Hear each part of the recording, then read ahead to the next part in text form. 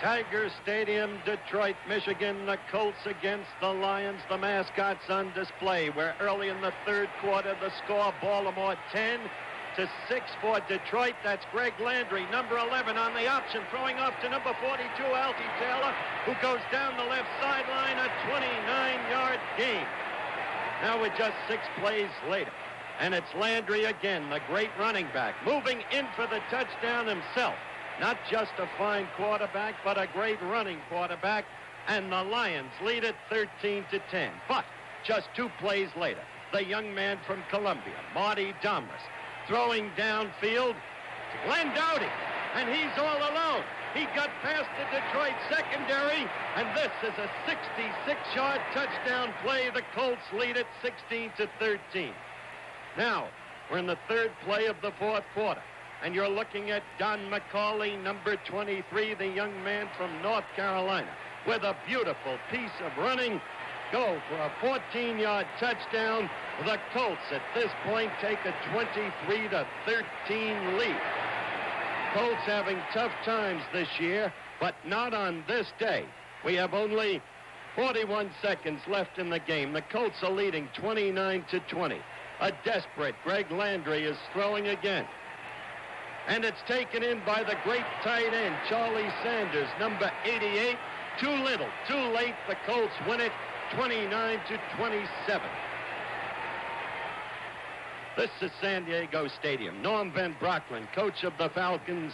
Swede Sparry, coach of the Chargers. And it's a big day for the Falcons. Right there you see Art Malone, number 25, twisting and spinning in for a touchdown, and Atlanta takes a 7-0 lead in the first quarter. Now we're in the second quarter. And look at Dave Hampton go. Number 43, a brilliant running back, once with Green Bay, now pouring it on for the Falcons, and that touchdown makes it 17-0. This is young Dan Fouts, rookie quarterback for San Diego. And this is reflective of the kind of day he had. 1 of 4 interceptions.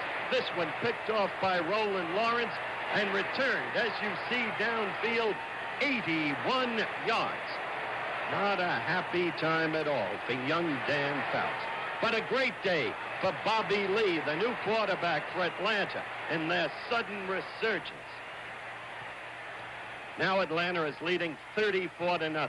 And this time you're seeing Eddie Ray, typifying the whole day for Atlanta. His second touchdown of the day. The Falcons win it 41-0.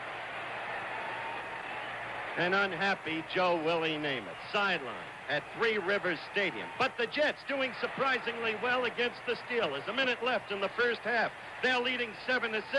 And Bill Demery hits Richard Castor, number 88. The Jets have a 14-6 halftime lead. But the Steelers come back. 4.5 minutes elapsed in the fourth quarter. Trailing 14-12, and Ron Shanklin, together with Terry Hanratty, faked out Dallas Howell touchdown. The Steelers lead. Now we're close to the end of the game. 1 minute and 11 seconds remaining.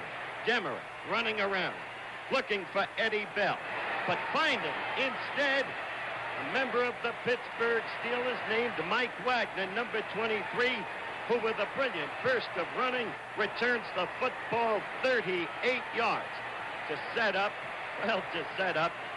the chief of Franco's army, Mr. Harris himself, who had a great day gaining 102 yards. This one for the touchdown, a 2-yard burst. The Steelers won it 26-14 over the Jets.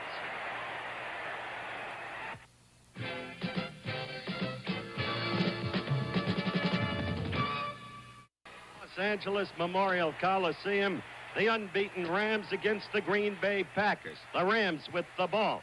We've got only 45 seconds left in the half. The Rams are leading 3-0, and it's not enough for Johnny Hadle, 21, who hits Harold Jackson, having an incredible year for the touchdown, and the Rams move ahead 10-0. Now we're in the third quarter. And watch MacArthur Lane on the option pass play. Throwing to and hitting number 80, Barry Smith, the top draft choice from Florida State. And so the Pack tightens the game at 10-7. But on the fifth play of the fourth quarter, with the Rams now leading 13-7, let's have a look at Mr. Hadle. down to John Snow.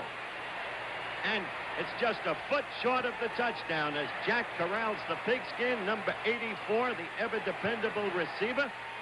And that sets up a touchdown. So the Rams are well ahead.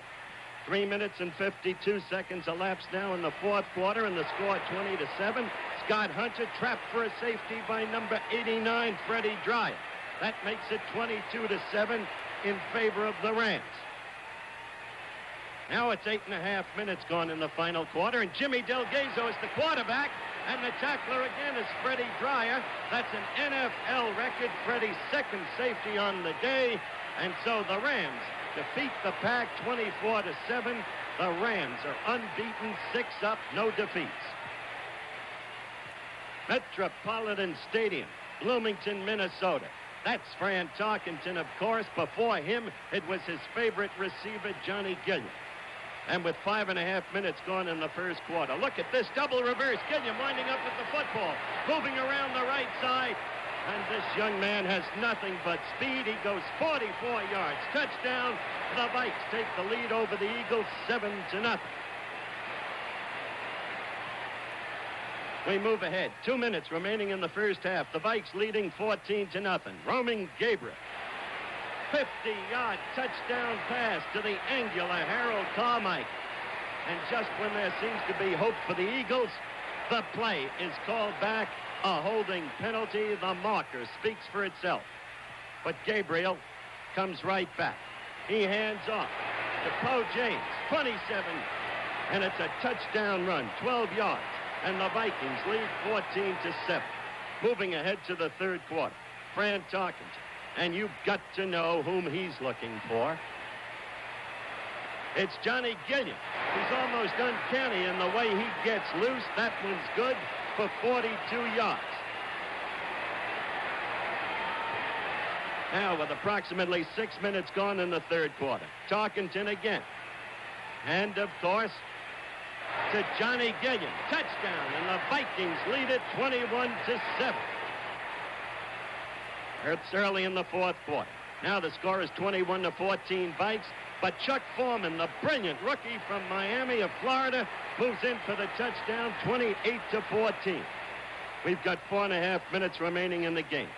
Now look at Charlie Young, the great tight end, rookie from USC, running powerfully over people. Touchdown. The Eagles trailing 28-21. And that's the way the ball game ended up. The Vikes unbeaten 6-0.